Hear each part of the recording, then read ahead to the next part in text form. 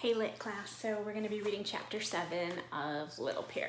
Chapter 7, called How the Canary Flew Away. Cheep, cheep, cheep, sang the canary in his cage near the doorway. Cheep, cheep, and he jumped from his perch to his swing and back again. Little Pear looked up at the bird from his seat on the doorstep. I wish I knew what it is you are saying, he said. Cheep, cheep, replied the bird, cocking his head on one side and looking down inquiringly at Little Pear.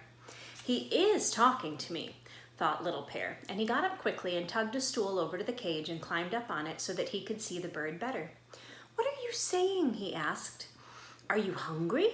Why, there is your dish all filled with seeds and you haven't eaten them. Cheep, cheep, said the bird.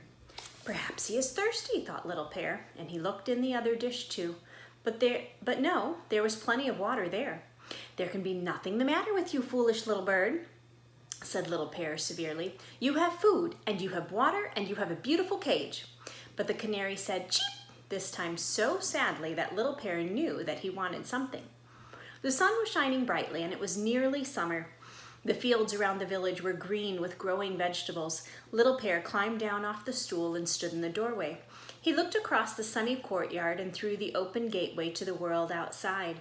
From where he stood, he could see the green fields, and far away beyond them, the row of green willow trees by the river. The world seemed very wide and very beautiful. High up in the sky were some small white clouds sailing lazily along. Some pigeons flew by, and as Little Pear watched them, he heard music. There's Little Pear. They were tame pigeons whose owners let them fly about. But first they had tied queer little reed whistles to their tails. As the pigeons flew through the air, the wind played music on their whistles. What a good time the pigeons are having, thought Little Pear. He watched them until they had flown out of sight behind a curved roof, and then he turned back to look at the little bird in his cage. I know what you want to do, he said. You want to fly away. Cheep, cheep, cheep, said the canary excitedly, and Little Pear climbed on the stool again and pushed up the door of the cage. Come back by and by, he said, but the canary was in so much of a hurry to fly away across the fields and into the sky that it didn't even wait to say cheep. Later that day, the family was gathering for the afternoon meal. I must feed the bird too, said Dagu.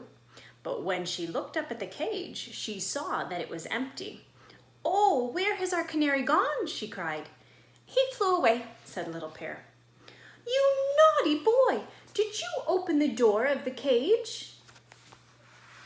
Yes, said Little Pear anxiously, because he asked to go.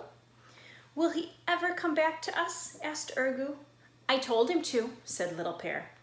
The family were all sorrowful because their little bird was gone.